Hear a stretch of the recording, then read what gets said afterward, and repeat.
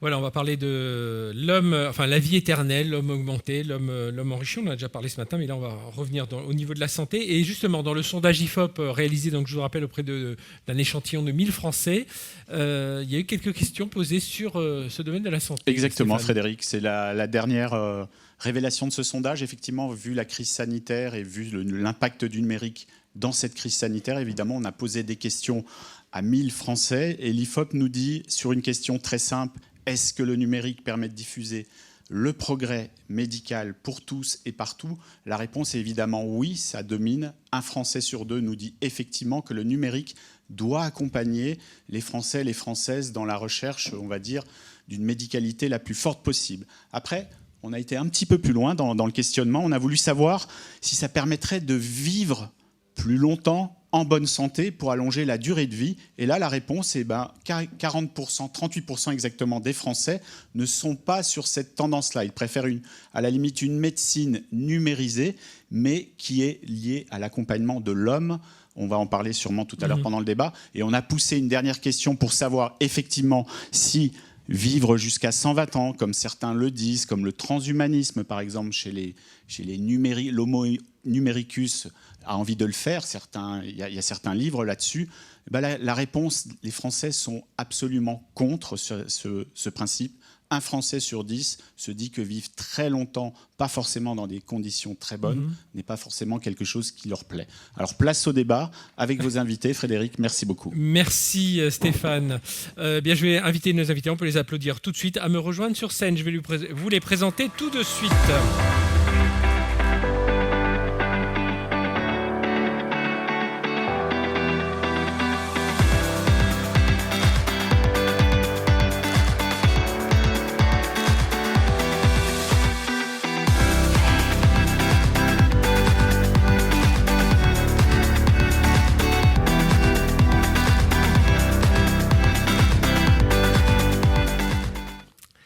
Allez, on démarre. Merci à vous tous d'être là. Alors, dans l'ordre de placement, Laurence Canté-Arassius, qui est présidente de GE Healthcare France Benelux Afrique francophone. Bonjour.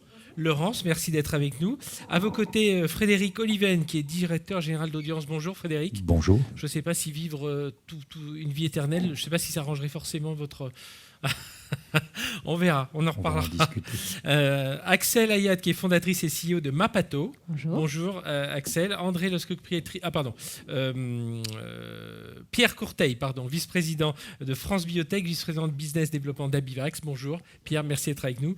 Et André Loscoq-Pietri, porte-parole du JEDI, qui est le Joint European Disruptive Initiative. Bonjour André. Bonjour Fred. Qui est Bonjour à tous. DARPA, pour ceux qui suivent un peu l'actualité, une DARPA, un centre de recherche.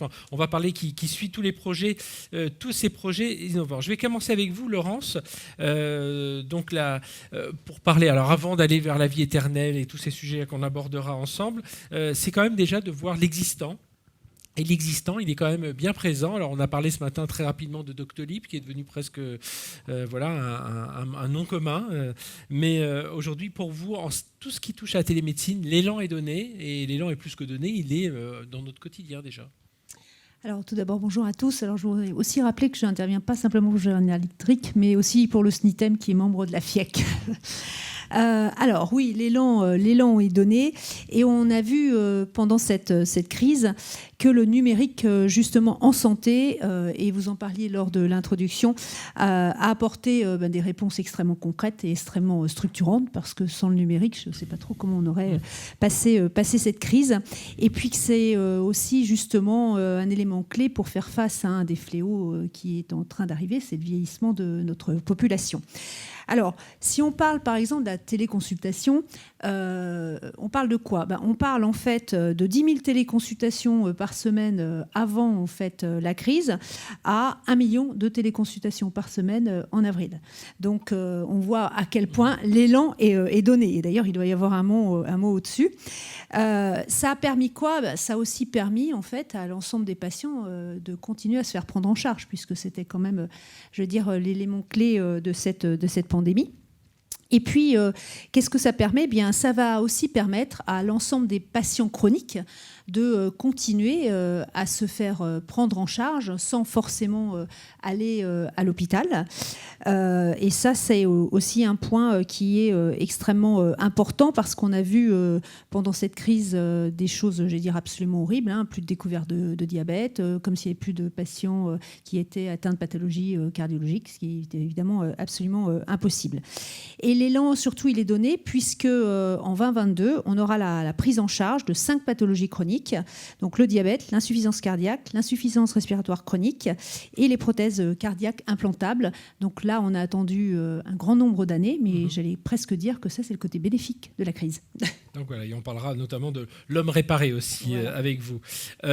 Axel, alors mapato.com, voilà, c'est comme ça qu'il faut vous présenter la société que vous dirigez. Alors vous créez un lien entre avec le digital, entre le patient et sa maladie quelque part, le patient et son médecin.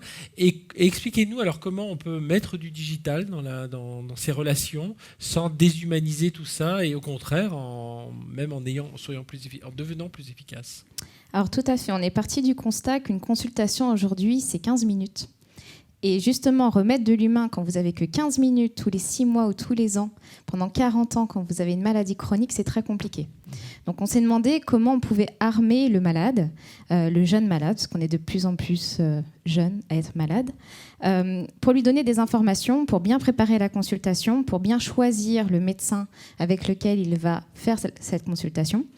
Et donc, on va lui donner plein d'informations. On va lui donner des informations sur sa pathologie, sur la bonne préparation, sur le médecin lui-même. Donc, on va lui donner des recommandations de médecin par pathologie, ce qui fait qu'avant de rencontrer ce médecin et d'avoir que 15 minutes avec lui, on saura déjà s'il prend la pathologie, quel est le retour d'autres patients et des associations concernant ce médecin, comment préparer, quels sont les mots-clés, quelles sont mes difficultés, les symptômes que je n'avais pas avant.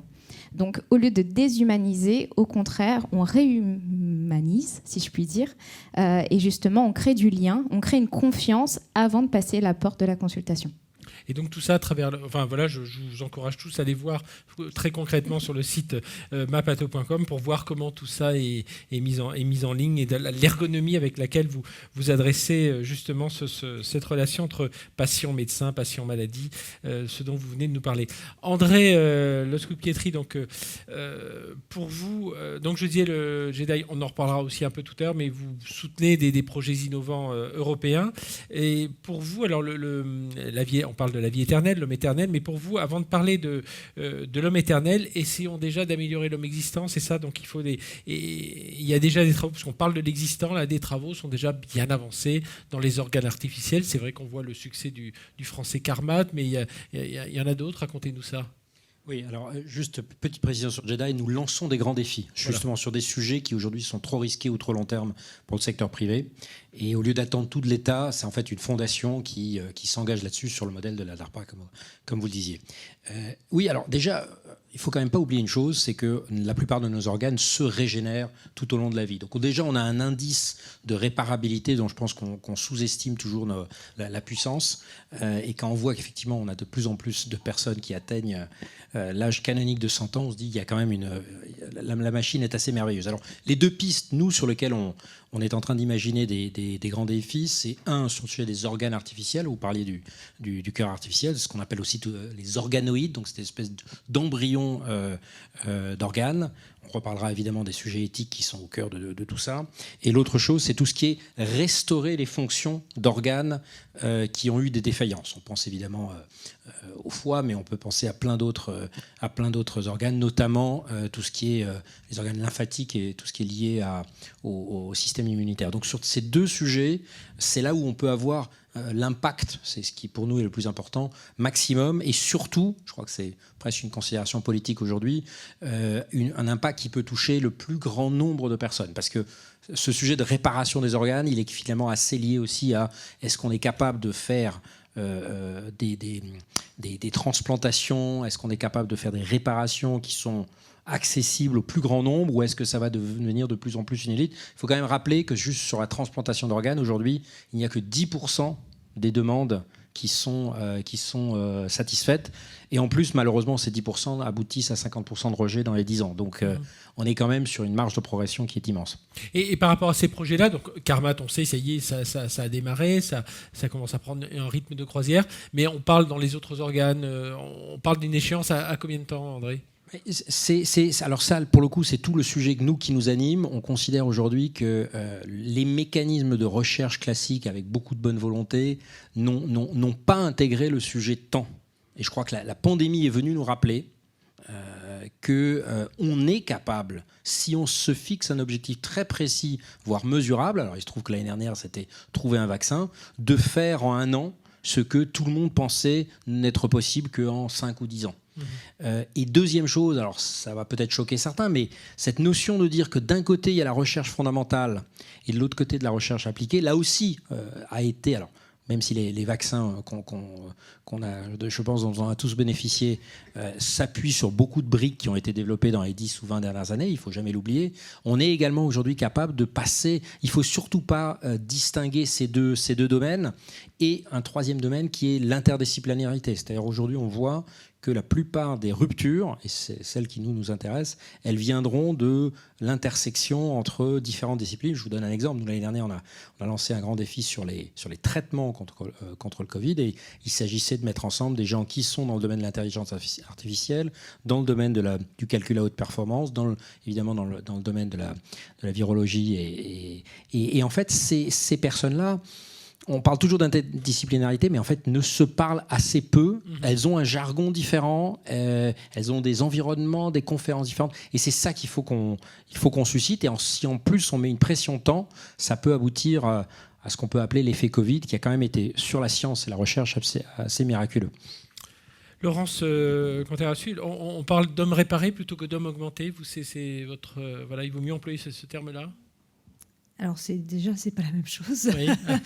Et je pense que aussi on a vu que l'homme réparé, eh bien, grâce à la technologie, grâce aux innovations, on peut, comme on vient de le dire, encore aller plus loin. Je pense dans les exemples qu'on pourrait avoir, c'est les sportifs amputés qui se mettent à courir. On a parlé de Carmat, le cœur artificiel, aussi comment on peut remarcher avec un exosquelette. Donc je pense qu'on reviendra dessus, mais c'est vraiment pas la même chose. Je voudrais revenir aussi sur le point, je pense que je suis vraiment d'accord sur le côté timing. Il y a 50 ans, on n'imaginait absolument pas réparer tout ce qu'on est en train de réparer, et je pense qu'on peut encore aller plus loin grâce à l'innovation et la technologie. Et peut-être pas oublier qu'en tant qu'industriel, bien pour nous, ça va être les barrières réglementaires qui vont être extrêmement compliquées, les barrières éthiques quand on arrive bien sûr au niveau augmenté, et que pour nos gouvernements, ce sont souvent des enjeux économiques. Donc c'est tout ça aussi l'homme réparé. Ça fait beaucoup de choses dont il faut tenir compte. Pierre Courteil, la thérapie génique aussi, elle est d'actualité. Aujourd'hui, qu'est-ce qui existe et qu'est-ce qui reste à inventer encore pour justement développer une meilleure réparabilité pour l'homme ? Bonjour à toutes et à tous. Alors, effectivement, elle est d'actualité, la thérapie génique, comme la technologie ARN messager, qui a été tout d'un coup connue par le grand public avec le Covid. Et probablement que cette technologie ARN messager, à mon avis, va devenir, je dirais, un séisme dans la médecine, et va être aussi provoquer autant de nouveaux médicaments que les antibiotiques. Donc oui, la thérapie génique, elle est intéressante. On considère aujourd'hui qu'il y a environ 10 000 maladies génétiques. Mais pour l'instant, la thérapie génique, elle s'intéresse au plus simple, c'est-à-dire lorsqu'il y a un gène qui est affecté. Donc la thérapie génique, et qu'il est bien identifié, va le cibler et va pouvoir le réparer. N'oublions pas que la plupart des maladies génétiques, c'est une combinaison de plusieurs gènes. Donc plusieurs gènes sont affectés. Il faut prendre en compte aussi l'épigénétisme, donc l'environnement qui change aussi les gènes. Donc oui, je dirais, on commence et ça va dans le bon sens. Maintenant, il faut réparer. Il y a des choses à réparer. Par exemple, quelqu'un qui fait une chute, qui se casse la moelle épinière, il va bien falloir le réparer. Et ça, on ne peut pas réparer avec la thérapie génique. Donc là, on passe à la thérapie cellulaire, donc les cellules souches. Donc au travers de ces cellules souches, on va essayer de réparer. Donc on peut imaginer dans le futur Et encore, on est au balbutiement de la thérapie génique. On peut imaginer que dans le futur, on va pouvoir réparer, par exemple, la moelle épinière d'un patient tétraplégique. Voilà, une technologie qui va permettre de le faire marcher. On peut imaginer quelqu'un qui a une hépatite B et qui a besoin d'un nouveau foie. Voilà. Donc, on peut imaginer qu'on va recréer l'organe et on va pouvoir remplacer l'organe. Donc là, on est dans la thérapie vraiment cellulaire du futur. Et par contre, effectivement, on en est encore loin. Donc, des sociétés comme Carmat, par exemple, ont pris la chose à bras de corps. On s'est dit, bon, on va donc des medtech qui sortent aujourd'hui sur le marché des devices connectés qui imitent le fonctionnement d'organes. Donc, bien sûr, Carmat, je parle sous contrôle, mais c'est 13 ans de recherche qui permet d'avoir aujourd'hui un cœur artificiel autonome utilisé par des personnes qui, sans cet organe, ne pourraient pas vivre. Ok, du renouveau là-dessus, on reviendra sur ces sujets-là. Frédéric, donc l'actualité dans votre domaine, j'aimerais que vous nous décriviez un peu, décomposiez un peu votre secteur pour qu'on comprenne bien, parce qu'on est tous autour des mutuelles, de la Sécu, de tout ça. Aujourd'hui, on parle de grande Sécu.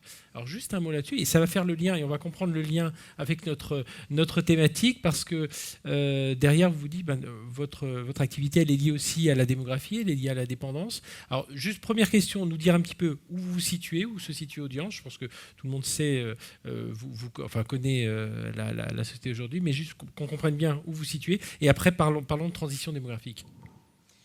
Bon, le sujet là, c'est ce que ma voisine de droit évoquait tout à l'heure, c'est les aspects économiques de ce qu'on vient de se dire. Puisque Audience est un organisme de santé complémentaire, d'assurance santé complémentaire, entre autres.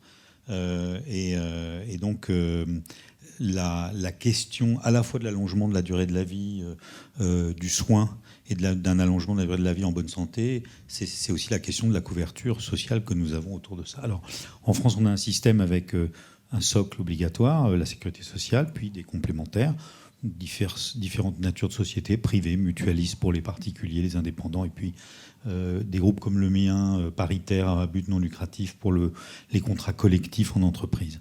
Ensuite, on a des médecins conventionnés, mais qu'on choisit librement. Et puis, on a dernièrement une grande réforme dans ce pays qui a été celle du 100% santé, qui permet à des nombreux Français d'accéder plus facilement, ceux qui sont peut-être moins aisés, à un panier de soins sans reste à charge. Donc voilà un petit peu le terrain. Et puis j'ajoute un élément. On a techniquement un système qui fonctionne, en gros. C'est-à-dire on a la carte vitale, puis quand on va chez le pharmacien, il y a la télétransmission, et en gros, ça fonctionne. Alors la question qui se pose en ce moment, et qui a été soulevée, celle d'une grande sécurité sociale, par rapport à ça, elle pose des questions économiques. Il faut savoir qu'aujourd'hui, pour les pathologies lourdes dans notre pays, celles dont on vient en partie de se parler, la sécurité sociale prend tout en charge. Donc les complémentaires dont fait partie Audience s'occupe en particulier des professionnels des secteurs des médias et de la culture. Petite précision. Donc pour les complémentaires, ce sont plutôt les soins de consommation santé courants dont on s'occupe. Une grande sécurité sociale, au départ sur le papier, c'est la grande idée, la grande origine de la sécurité sociale, un système de solidarité unique, organisé par l'État et qui va couvrir tout et tout le monde. Moi, il me semble que par rapport à tout ce qu'on vient d'évoquer autour de moi à l'instant, il y a des sujets de financement qui sont importants et que le risque de ce système, que j'entrevois pour ma part, c'est peut-être qu'au final, dans la durée, ce soit surtout un outil d'uniformisation et qui va permettre de réguler les tarifs et de n'avoir qu'un prisme économique. Et si c'est ça, ça veut dire qu'il y aura plutôt une tendance à dérembourser et une tendance à faire supporter des restes à charge à nouveau plutôt à la société, ou alors à ne permettre qu'à ceux qui ont vraiment les moyens d'avoir une assurance privée et de se payer les meilleurs soins. C'est un petit peu ça le risque. Il me semble, pour ma part, que l'enjeu, la grande question de la société aujourd'hui n'est pas celle de la grande sécu, de la grande question sociale du pays, mais plutôt celle d'un allongement en bonne santé de la durée de la vie et de la façon dont notre société s'adapte au vieillissement. Et donc derrière, c'est tout ce qui va être enfin, ce que vous appelez la transition démographique. Oui. Voilà, on a beaucoup parlé de transformation numérique, transformation énergétique. Aujourd'hui, c'est la transformation. On a trois transitions. On a la fameuse transition environnementale, écologique, essentielle, la transition numérique, et puis il y a la transition démographique. Cet allongement de la durée de la vie qui fait qu'on le sait, statistiquement, dans les 10 ans qui viennent, on va avoir un bien plus grand nombre de nos concitoyens qui seront très âgés. Et donc l'enjeu est très âgé et potentiellement en meilleure santé, sans évoquer les 120 ans dont on se parlait. Et on en a plein d'exemples autour de nous, chacun d'entre nous.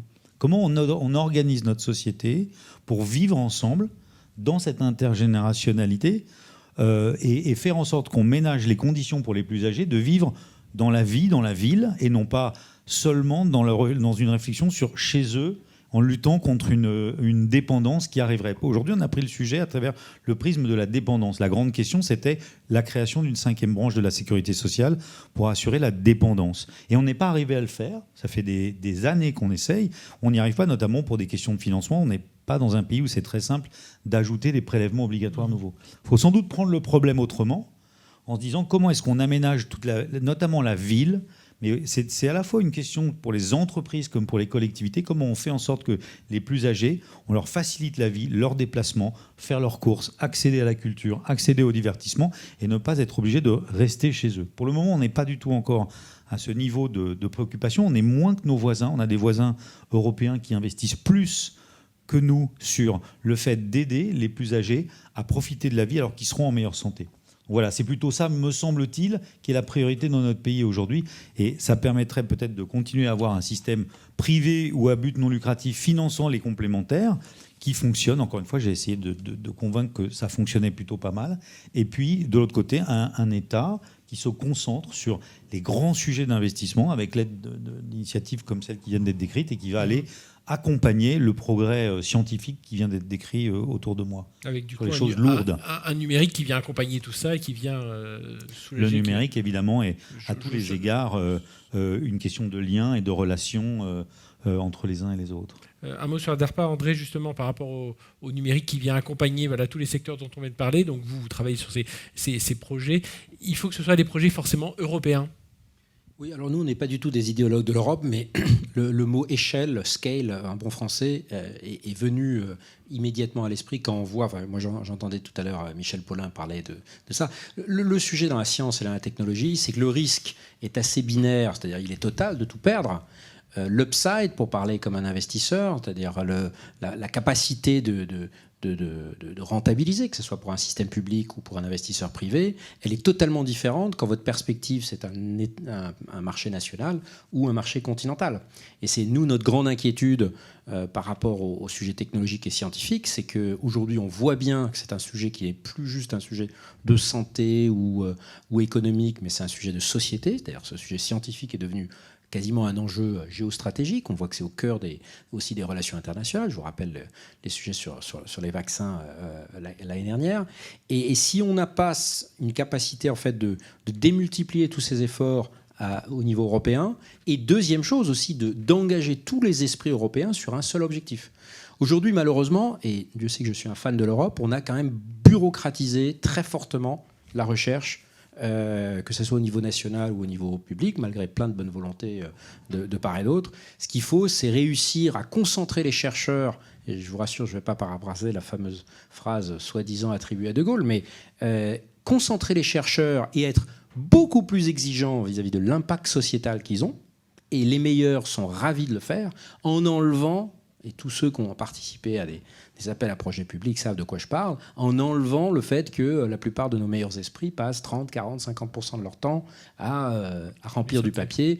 Et on passe en plus beaucoup plus de temps à se concentrer sur à qui on donne l'argent, plutôt que de se concentrer sur qui a vraiment fait des percées et qui mérite finalement de bénéficier de commandes publiques, etc. Dernière chose, la commande publique, je crois, est souvent sous-estimée comme un levier majeur. Et là-dessus aussi, l'échelle européenne, normalement, devrait faire tellement plus. Alors c'est échelle européenne, financement, etc. Laurence, parlons aussi des technos. qui sont là. Donc, il y a beaucoup de choses qui sont faites aujourd'hui, qui sont dans les, alors j'allais dire dans les cartons, non, dans les labos, parce que ça avance quand même assez vite. Et pour vous, l'homme augmenté, l'homme réparé, c'est aussi le médecin accompagné par les technologies, c'est l'imagerie, l'intelligence artificielle avec l'imagerie, c'est la robotique. Racontez-nous. Oui, alors l'homme augmenté déjà, ou l'homme réparé, c'est comment est-ce qu'aussi on va permettre aux médecins de se reconcentrer sur le patient. Je suis tout à fait d'accord avec vous, hein, c'est valable pour les patients chroniques, mais pas que pour les patients chroniques. Qui n'a pas eu un patient, un ami qui a eu un cancer et à qui on lui a annoncé dans un couloir sans qu'il ait compris les choses. Donc ça, je pense que c'est vraiment le point le plus important. Le numérique, on l'a vu, il a beaucoup aidé en fait à accélérer. C'est tout comme l'intelligence artificielle. Quand on parle de numérique, quand on parle aussi d'intelligence artificielle, on a tout de suite la problématique de la data aussi qui arrive. Et le médecin, justement, il est vraiment au cœur de cet écosystème. Donc comment est-ce qu'il va, utiliser l'ensemble de ces datas pour continuer à accélérer justement notre capacité à réparer, à augmenter, à donner aussi du temps aux patients, à expliquer aussi, je pense que c'est extrêmement important. Et souvent, on a tendance à opposer les choses, c'est-à-dire qu'on a entendu des médecins qui disaient ah bah oui, mais alors quel va être mon rôle ? Je pense qu'il y a vraiment un rôle pour les médecins. Les patients ont besoin justement que les médecins, on leur donne plus de temps. Et la data et l'analyse de la data va être absolument clé. À ce jour, en fait, on a énormément de data qui sort de l'ensemble de l'équipement, par exemple, dont on ne se sert absolument pas. On se sert de à peu près 3% de ce qui sort de l'équipement. Dès aujourd'hui, l'intelligence artificielle serait capable d'analyser une radio, un scanner et de sortir le bon diagnostic. Alors, c'est exactement ça. C'est déjà le cas. Et il ne faut pas en avoir peur parce que l'objectif, ce n'est pas que l'intelligence artificielle choisisse, en fait, pour le médecin. L'objectif, c'est que le médecin, on lui propose des choses justement qui lui demanderaient beaucoup de temps, qui vont l'aider, qui vont le conseiller, qui vont même lui permettre certainement d'aller sur des angles dont il n'avait absolument pas pensé. Donc là, on va mieux réparer et on va mieux augmenter. Voilà. Et il faut arrêter de faire peur. Oui, voilà. On pense aussi à la chirurgie qui assiste déjà les chirurgiens, les robots. Et là aussi, c'est tout à l'heure, on parlait un peu d'universalité, comment on permet à plus de patients justement d'être réparés. Et bien, grâce à ça, on va pouvoir avoir des médecins qui sont experts dans leur domaine, qui vont pouvoir accompagner d'autres médecins à l'autre bout de la terre. Et ça, c'est aussi une belle chose. Donc, moi, je pense que globalement, il faut arrêter de faire peur, il faut expliquer ce qu'on fait. Et le numérique, pour ça, c'est un formidable outil, entre autres. Axel, l'intelligence artificielle, ça peut être un allié, évidemment, pour une médecine efficace, mais jusqu'où peut-on faire confiance, justement, dans ces algorithmes ? Alors, très rapide, donc, sur mapato.com, on a développé des algorithmes. Et très rapidement, et ça m'a marqué, donc vous me pardonnerez l'expression, mais on m'a rapidement dit « informatiser un bordel » permettra juste d'avoir un bordel informatisé. Et c'est le cas des parcours de soins aujourd'hui en France. Il y a plus de 6000 pathologies, plus de 2 millions de professionnels de santé largement. Les parcours de soins ne sont pas organisés. La Haute Autorité de Santé donne des recommandations concernant quelques pathologies et pas toutes. Et on n'a pas de base de données aujourd'hui étatique qui permet d'identifier les experts par pathologie. Donc, ce qu'on a fait et ce que je fais depuis 3 ans, c'est un métier de fourmi, c'est un métier d'inspection où on contacte les centres experts, on va chercher les filières de soins, on va contacter les médecins, les associations de patients pour justement organiser les parcours de soins et pouvoir créer cette base de données. À partir de cette base de données, aujourd'hui, une fois qu'elle a été créée sur certaines pathologies, on est capable d'aller chercher dans la base les recommandations de la Haute Autorité de Santé. Donc typiquement sur une pathologie qui concerne 10% des femmes, qui est l'endométriose, la Haute Autorité de Santé définit le parcours idéal d'une patiente avec une prise en charge d'un gynécologue expert, d'un radiologue expert et d'un centre de référence. Les gynécologues experts, on arrive au bout, il y a 10% des gynécologues qui prennent en charge cette pathologie. Les radiologues, c'est infinitésimal. Et les centres experts, on identifie une centaine. Donc on va être capable, grâce aux algorithmes, maintenant qu'on a organisé ce bordel, c'est justement d'aller chercher, et aujourd'hui sur Mapato, n'importe quel patient qui déménage ou qui cherche un médecin et une bonne prise en charge, un parcours de soins complet, va pouvoir indiquer sa pathologie, son adresse, donc où il part en vacances, où il déménage, et en 2 clics, pouvoir trouver le parcours de soins idéal. Donc je vais être capable de lui définir, de lui trouver 3 gynécologues experts de l'endométriose, 3 radiologues experts de l'endométriose et le centre expert. Mais tout ça, c'est beaucoup de travail, et c'est justement tout le travail qu'on fait en tout cas chez Mapato, qui est d'organiser une multitude d'informations, et après, on ajoute la brique technologique qui sont les algorithmes. Mais un algorithme, effectivement, sans organisation, sans base de données, au départ bien organisé, ne sert absolument à rien. Justement, Pierre, notre écosystème français d'innovation, est-ce qu'il est bien structuré aujourd'hui alors il est promu par les politiques publiques, mais qu'est-ce qu'il faudrait pour le rendre plus performant, là, quand on entend ce que nous dit Axel ? Alors notre système, il est relativement bien structuré. Contrairement à ce que certains pensent, il est relativement bien structuré. En particulier pour les sociétés de health tech qui sont en stade précoce, ce qu'on appelle le early stage. Donc des sociétés de biotech, de medtech, de e-santé. Aujourd'hui, je dirais, on a une recherche qui est performante au niveau mondial. On a des instituts comme le CNRS, l'INSERM, le CEA, etc. On a un accompagnement financier de la BPI qui tient la route. On a le crédit d'impôt recherche qui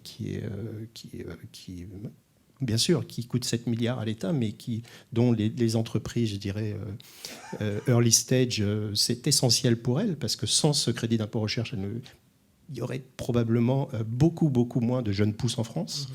Et puis le statut de jeune entreprise innovante. Donc je dirais que l'écosystème en lui-même est plutôt pas mal. D'ailleurs, la France est championne européenne au niveau du financement de l'aide à l'innovation, puisque la France est devant le UK et l'Allemagne, et cette innovation, cette aide à l'innovation représente environ 0,29% du PIB français. Voilà. Donc tout ça, c'est plutôt des bonnes nouvelles. Maintenant, il y a un petit problème. C'est lorsque ces sociétés dépassent le early stage, lorsqu'elles arrivent, si je prends une société de biotech qui arrive en phase 2, il va lui falloir 30 millions d'euros.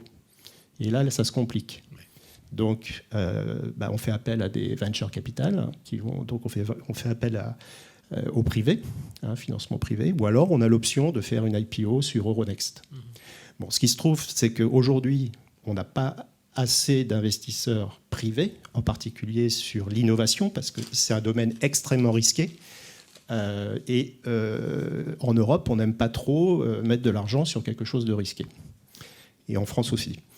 Euronext a le mérite d'exister, et je dirais que ça marche plutôt pas mal, mais il y a un manque de profondeur par rapport au Nasdaq américain. Une société en France va lever entre 20 à 30 millions, c'est déjà bien. Aux États-Unis, on parle plutôt de 50, 150 millions. Donc on n'est pas du tout dans les mêmes ordres de grandeur. Donc je dirais le financement est un point extrêmement important. Et si on ne règle pas ce problème, je dirais à court moyen terme, la plupart de nos belles pépites d'aujourd'hui partiront à l'étranger. Donc partiront aux États-Unis ou en Chine. Il ne faut pas oublier que les Chinois aujourd'hui, aux États-Unis, je pense que c'est environ 13 les IPO en health tech, c'est à peu près 13 milliards. Les Chinois, ils ne sont pas loin, ils sont à 7-8. Alors que l'Europe est à 1,7. Donc, voilà. Donc on a ce problème. On a aussi le problème des talents. On a aussi des talents qui sont attirés vers les États-Unis et maintenant vers la Chine. Et puis je dirais que si on prend juste, je vais essayer d'aller vite, mais si on prend juste, je viens de parler de IPO, donc de l'argent levé, si on prend les VC, les États-Unis c'est 17,6 milliards en 2020, en Europe c'est 6,5, on est loin. Il y a des choses qu'on peut faire, comme un statut de jeune entreprise hyper innovante, par exemple. On pourrait mettre en place un système où les investisseurs, moyennement des contreparties, auraient des avantages fiscaux, par exemple. Bon, il y a des choses ça à veut dire faire. que vous parlez de health tech, on n'est pas prêt pour un écosystème health tech Non, l'écosystème, il existe. Oui. Mais comme une voiture peut exister, il faut lui mettre du fuel dedans, il faut lui mettre de l'essence. C'est ça. Hein. Et l'essence, elle manque un peu là en ce moment. Et au-delà de ça, je dirais qu'on a des choses à régler quand même, et j'irai très vite. On a, et ça a été abordé avant, on a la mise en place d'un choc de simplification. En France, on a un millefeuille, et quand même, le sport national, c'est quand quelque chose ne marche pas, on remet une couche, et on dit, avec la nouvelle couche, ça va fonctionner. Non, ça ne fonctionne pas. On a perdu, donc on a un principe de précaution avec trop de zèle. La France, qui était numéro 1, qui avait le leadership des essais cliniques en Europe, aujourd'hui est complètement passé à l'arrière du peloton.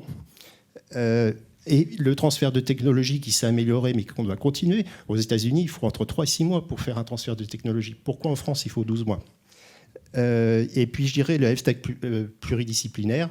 Pour moi, le point clé, c'est par exemple, l'exemple, c'est Carmat, hein, parce qu'on a eu un immunologiste, Philippe Pouletti, qui a rencontré Matra System, donc un industriel, plus un professeur, un cardiologue, et tous les trois, ils ont décidé de faire un cœur artificiel. C'est un exemple à prendre en compte. C'est un exemple, voilà. Et puis aussi, en France, le dernier point, c'est la culture de l'IP. L'IP, c'est la graine qui va faire que l'arbre, un jour...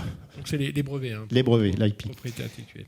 Si on ne détient pas l'IP à 100%, c'est comme si on coupait une graine d'un arbre en deux. Ça ne vaut plus rien. Donc, il est important pour les universitaires, pour les jeunes pousses, etc. La première chose, hein, en termes financiers, c'est une option réelle, c'est une option value. Et si cette option, on la coupe en deux, elle ne vaut plus rien. Donc, on doit mettre en place cette culture du brevet, sans quoi beaucoup de technologies partiront à l'étranger sans avoir même vu le jour d'une jeune pousse. Donc, il reste... Je ne sais pas s'il faut s'enthousiasmer sur tout le travail qui reste à faire, André. Non, je suis d'accord avec beaucoup de choses qu'a dit Pierre, notamment l'aspect millefeuille. Je rajoute que quand quelque chose marche, on crée une institution de plus. Plus on met le guichet unique pour... n'oublions pas le guichet unique, c'est très important. Non, il y a quand même une chose. Alors je sais, pour mettre un tout petit peu de débat, oui, c'est toujours mieux d'avoir plus d'argent que moins d'argent. Mais je rappelle une chose, puisqu'on parle un peu de la DARPA. L'Union européenne, 200 milliards en recherche et développement depuis 1984. 200 milliards d'euros, c'est quand même beaucoup.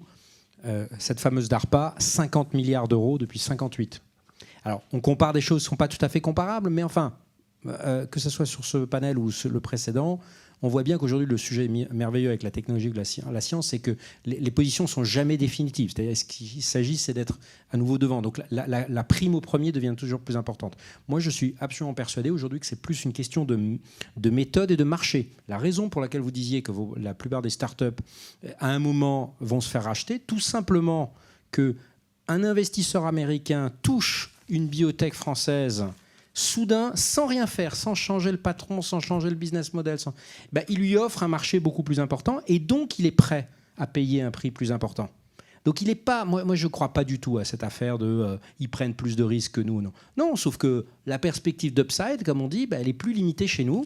Et ça c'est pas la faute de Microsoft ou de Google, c'est notre faute. C'est comment se fait-il que dans la cyber, dans la santé, on ait 27 marchés toujours aussi fragmenté. Et ça, la responsabilité des politiques, elle est immense. Et c'est même pas la faute de la Commission européenne, puisque la plupart du temps, c'est les États membres qui n'ont aucune envie de lâcher ces petites graines de pouvoir. Bon, je sais que là-dessus, je ne vais pas me faire que des amis, mais je pense qu'il faut le dire. Et l'occasion de cette crise, elle devrait être de casser ça. Regardez les difficultés qu'on a eues à avoir une application Stop Anti-Covid unique. Parce que le partage des données de santé, alors déjà c'est difficile au niveau national, mais alors imaginez au niveau européen. Donc je crois que là-dessus, il devrait y avoir une énergie folle à essayer non pas de fusionner tout, on sait bien que les fusions c'est trop compliqué, mais de travailler en écosystème et de s'assurer qu'il y ait des passerelles entre tous les pays pour avoir cette masse critique. Quand on entend tout ça, Frédéric Oliven, du coup, par rapport à votre métier, le métier d'audience, on se dit, voilà, il faut se lancer dans une transformation numérique aussi pour... Du point de vue de l'utilisateur final, et là plus sur des sujets plus du quotidien autour de la santé qu'on évoquait au début, l'évolution de notre santé, notre protection. Nous, c'est assez classiquement des enjeux. La révolution du digital, c'est assez classiquement, comme pour d'autres économies, d'autres secteurs, des enjeux de connaissance et d'expérience client. Mais il y a une différence quand même. C'est que autant j'ai pas besoin d'avoir quelqu'un au téléphone pour m'abonner à... Allez, je vais prendre Salto, une plateforme française, plutôt qu'une plateforme américaine, si vous me permettez. Et j'ai pas besoin d'un assistant pour me dire quel programme choisir, quelle fiction regarder sur Salto. Autant la santé, c'est super compliqué. Et donc la digitalisation de la relation au client, à l'assurer chez Audience, mais chez d'autres. Alors chez Audience, la particularité, c'est que nous sommes le groupe de protection sociale des carrières les plus complexes. Puisque les professionnels des médias et de la culture ont les carrières les plus complexes. Mais on va de toute façon vers plus d'indépendance. On a beaucoup d'indépendants chez Audience, mais on va vers une société avec de plus en plus de travail indépendant et de carrières complexes. Donc ça va venir de toute façon devenir général. Donc on ne peut pas se contenter d'avoir des interfaces digitales automatisées. On doit continuer absolument à avoir la possibilité d'avoir des experts au téléphone et donc à articuler tous les leviers possibles, l'omnicanalité, pardon de ce terme barbare, c'est très important, mais y compris avec des vraies personnes au téléphone pour accompagner nos assurés. Donc ça, c'est très important. Et je crois que le Conseil d'État s'est aussi saisi de ce sujet de l'interlocution client dans le domaine des services publics récemment. J'ai vu deux interviews de M. Lasserre à ce sujet. Alors après, il y a la façon dont le digital peut nous aider justement à faire une pédagogie, une simplification de cette matière complexe, typiquement sur l'application mobile dans nos téléphones qu'Audience propose à s'assurer pour l'aider à faciliter les remboursements, scanner les ordonnances, etc. Vous avez désormais des simulateurs qui vous permettent de calculer votre reste à charge sur l'optique, etc. Donc ça aide à mieux comprendre les choses. C'est un deuxième axe de digitalisation et de transformation pour nous. On n'est pas les seuls. Il y a vraiment un progrès très important là-dessus, mais il y a encore beaucoup de choses à faire pour améliorer la compréhension du sujet grâce au digital à nos assurés. Puis un troisième aspect, on a un centre de santé à Paris qui est un centre de prévention. On n'a pas parlé de la prévention au quotidien, mais pour nous c'est majeur et donc on a une activité de bilan de santé pour les gens qui le souhaitent. Et là on travaille beaucoup sur la capacité un peu à l'image de ce qui était indiqué à l'instant, à être référencé sur Internet pour que quelqu'un qui cherche un bon praticien près de chez lui trouve vite notre centre à travers la recherche sur Internet. Je ne devrais pas le dire, mais c'est quand même Google. Et là, on travaille notre note Google. On demande à nos patients de donner un avis sur nous. Et grâce au fait qu'on a une extraordinaire note Google, en 90% de nos patients aujourd'hui sur ce centre de soins prennent rendez-vous par des interfaces de prise de rendez-vous numériques. Je ne devrais pas le dire non plus, mais c'est évidemment par Doctolib. Ça change la relation à la patientèle.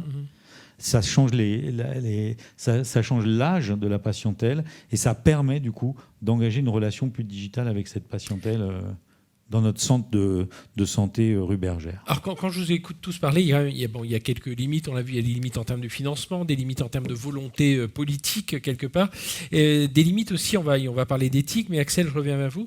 Qu'est-ce qu'on fait des datas là, aujourd'hui? Faire vous, mapato.com, que deviennent les datas? Comment vous prévenez les patients?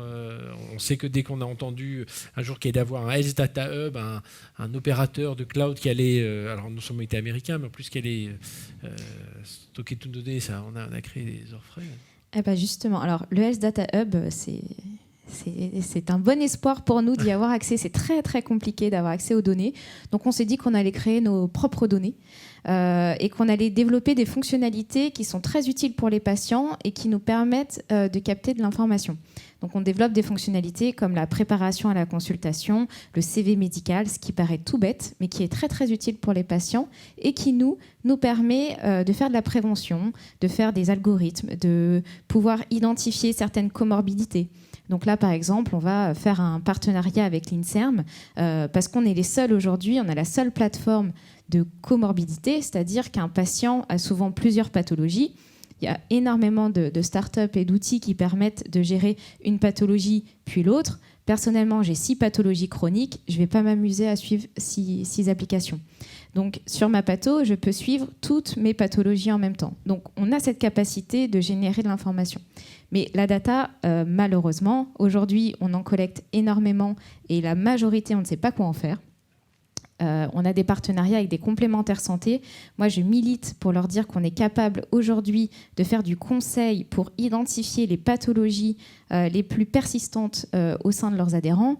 Où est-ce qu'ils sont? Quelle est la typologie d'utilisateurs de façon complètement anonymisée, mais qui permet de mieux connaître les adhérents. Je n'ai pas de retour en face des complémentaires parce qu'en fait, il n'y a pas cette capacité d'analyse et de décision rapide. Et il n'y a pas non plus ces budgets de prévention et de se dire, OK, je vais investir, on pourra en discuter, je vais investir à long terme dans un outil qui va permettre à mes adhérents de mieux prendre en charge leur santé. Nous, on estime, après avoir fait une étude, qu'un malade chronique rencontrera 3 médecins avant de trouver le bon. Mon rêve, et c'est pour ça que j'ai créé ma patho, c'est qu'il n'y en ait qu'un.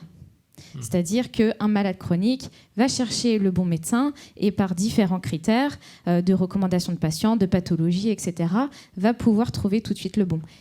Cet impact, c'est 96 € par malade. Il y en a 20 millions en France. Oui. Donc voilà, donc cette data, il y a tout ça sur la data, mais par contre, et j'ai un combat très important, la data aujourd'hui, elle manque, et c'est pour ça que j'appelle tous les citoyens qui ont une pathologie à s'inscrire dans des programmes de recherche.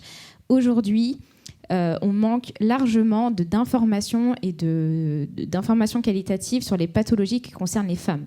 On parle énormément de l'inégalité homme-femme, des salaires, etc. Il y a une inégalité qu'on ne voit pas et que moi je vois dans la santé, c'est que toutes les pathologies qui concernent les femmes, il y a très très peu de budget de recherche et malheureusement on n'avance pas.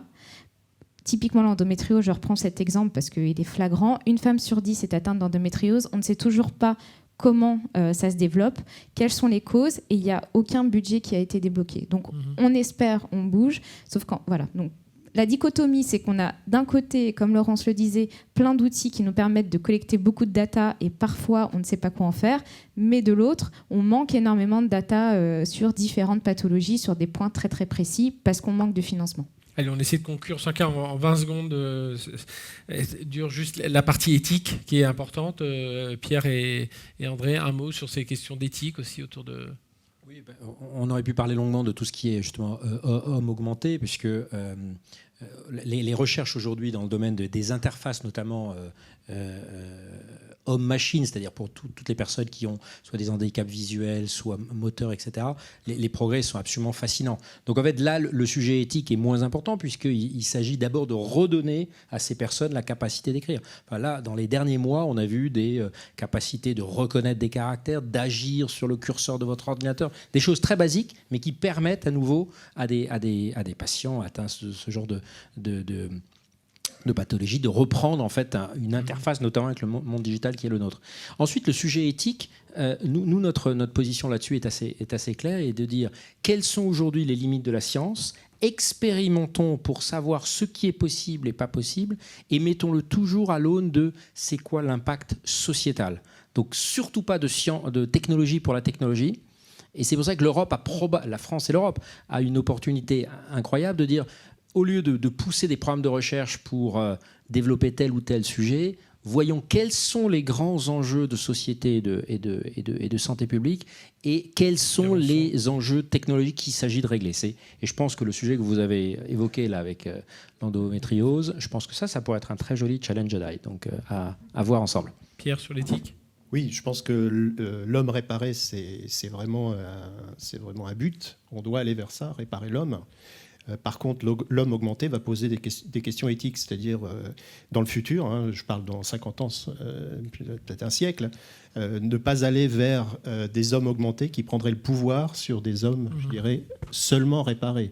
Et à ce moment-là, on arriverait dans un système extrêmement dangereux. Oui. J'ai moins mis l'accent sur le transhumanisme parce que voilà, c'est un peu passé de mode en ce moment, mais c'est toujours en une petite musique continue à tourner. Juste un tout dernier mot, Laurence, Frédéric, faut-il vraiment avoir une espérance de vie 150 ans ? Même si un jour la science, la santé y arrive, est-ce que c'est souhaitable, Frédéric ? Non, mais moi je vais répondre à titre personnel là. Oui. Non. Clairement non. Mais et pas en tant qu'assureur avec toutes les problématiques économiques que ça poserait. Non, ce qui est souhaitable à court terme, c'est qu'à partir du moment où on vit un peu plus longtemps, on ait vraiment quelque chose qui nous permette de vivre mieux et qu'encore une fois, pardon de ma marotte, on adapte la société, les villes, les entreprises et même la culture à l'accueil de ces personnes plus âgées et de préférence en bonne santé pour qu'elles ne soient pas cantonnées chez elles. Alors, si c'est un enjeu éthique, je ne sais pas si c'est éthique, mais en tout cas, pour répondre à votre question, le sujet éthique est différent, ou de la data, mais c'est ça que je dirais plutôt. Laurence, le mot de la fin. Alors pour moi, je dirais l'homme réparé, oui, mais accompagné par des médecins qui ont du temps pour les patients.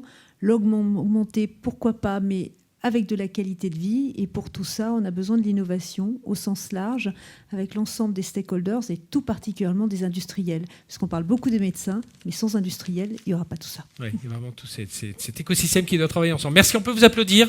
Merci de nous avoir accompagnés. Voilà, je vous invite à regagner vos fauteuils. Et tout de suite, on va passer aux ateliers. Il y aura un premier atelier sur la cybersécurité et un second sur le recrutement, la guerre des talents. C'est tout de suite.